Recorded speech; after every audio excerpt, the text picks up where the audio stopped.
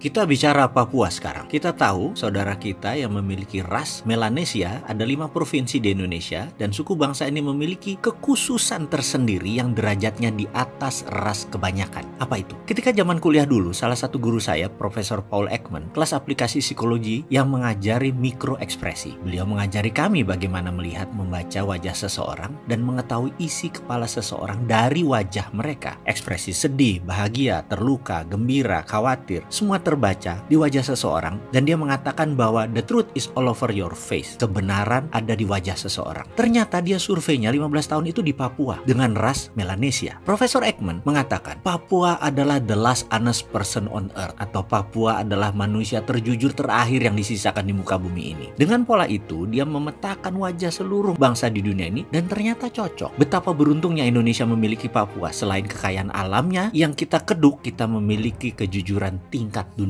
Kita sekarang bicara membaca wajah yang lebih luas, yaitu wajah negara Indonesia. Kita ingatkan sedikit sejarah tentang seseorang yang bernama Laurent Kabila. Laurent Kabila adalah seorang rebel, seorang pemberontak yang memerlukan dukungan dana untuk pemberontakannya. Akhirnya dia dapat dukungan dari negara Kanada. Kanada membiayai Kabila dan akhirnya pada tahun 1991 Republik Demokrat Kongo berdiri dan Laurent Kabila adalah presiden pertama. Ternyata dukungan Kanada itu tidak gratis. Apa yang dibayar oleh Republik Demokrat Kongo? Yaitu tambang kobalt menjadi milik negara Kanada sampai habis asetnya. Kembali ke Papua. Pak Karno adalah pemimpin visioner dan eksekutor yang baik. Dia melihat komunis mencari wilayah di Asia Tenggara, komunis Soviet dan komunis Cina. Maka dia menjual ide tersebut ke Amerika. Dia melakukan diplomasi langsung kepada Presiden Kennedy, di mana akhirnya Amerika mendukung dengan resolusi PBB tahun 1961-62. Setuju Indonesia ambil dalam tanda petik Papua. Lalu muncullah operasi militer yang namanya IRIAN. IRIAN adalah singkatan dari Ikut Republik Indonesia Anti Nederland. Suksesnya Trikora dan Dwikora mengambil Papua tersebut tidak murah karena Amerika meminta cadangan emas Papua sampai habis untuk Amerika. Tapi Soekarno pintar. Yang diberinya hanya Grasberg. Sisi lain seperti Iceberg, Oksibil, dan tambang lain tidak diberikan. Dan Amerika setuju mengambil hanya Grasberg. Dan mulailah dibukukan aset Grasberg tersebut sampai 2045 dalam catatan Federal Reserve sebagai underlying dollar. Aset Grasberg tersebut. Tahun 67 mulai dieksplorasi. Lalu ada yang menarik, di tahun 2017, di awal tahun, ada manuver politik, yaitu Indonesia bercita-cita mengambil 51% saham Freeport, katanya untuk kedaulatan. Pengamat intelijen dunia, pengamat ekonomi dunia, banyak yang geleng-geleng kepala, nggak percaya keputusan tersebut untuk mengambil saham Freeport. Karena apa? Karena alarm polisi dunia yang namanya Amerika nyala merah atau red alert. Nyala. Maka sejak saat itu Indonesia masuk ke nation threat bagi Amerika. Tindakan Indonesia saat itu ya mengambil Freeport masuk ke nation threat Amerika atau ancaman bagi Amerika. Kalau alasannya Indonesia ingin untung lebih secara finansial,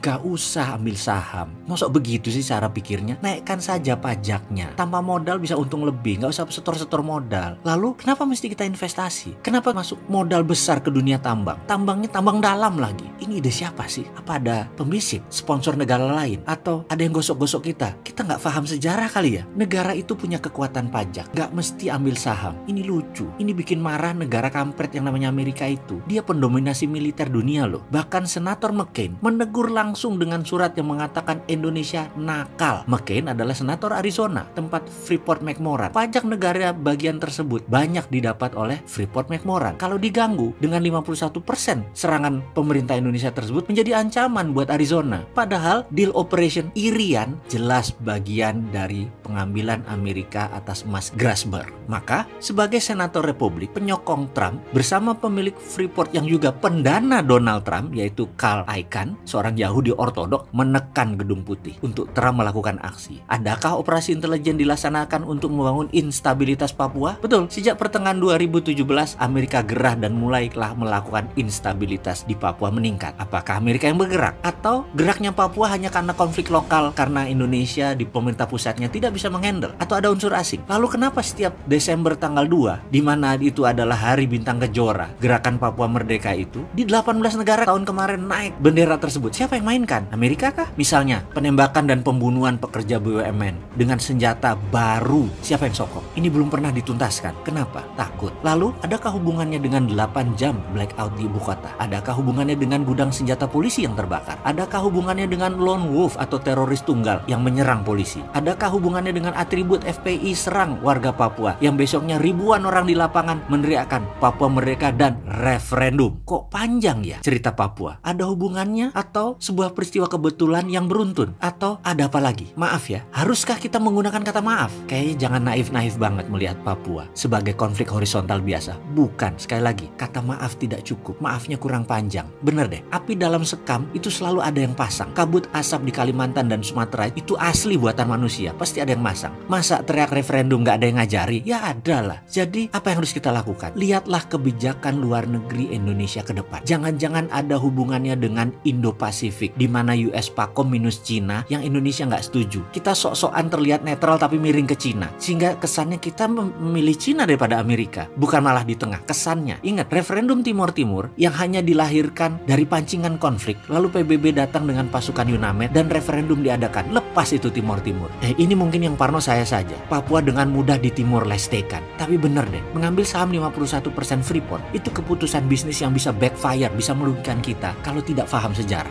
Sampai saat ini kita belum lihat untungnya apa store $4 billion membeli saham Freeport, dan nanti masih tambah dana lagi untuk equity call untuk tambang dalam kira-kira $15 billion, 250 triliun. Dari mana? Ngutang lagi. Sudah ngutang, ada kemungkinan Papua lepas lagi. Atas nasihat siapa sih ini semua? Nggak NKRI banget. Ayo benahi Papua dari dasar sampai geopolitik dunia. Duduk lagi dengan Amerika deh. Hai, kamu tahu nggak sih? Pakai Dinaran, kalian bisa beli emas dengan biaya 10.000 aja loh. Kamu bisa transaksi emas dengan sistem digital jauh lebih mudah.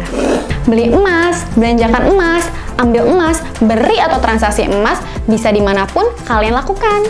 Selain itu, rupiahmu jauh lebih aman dengan underlying emas tanpa takut berkurang dan cenderung naik setiap waktunya. Di Dinaran, setiap rupiahmu bernilai emas. Jadi, download Dinaran sekarang juga.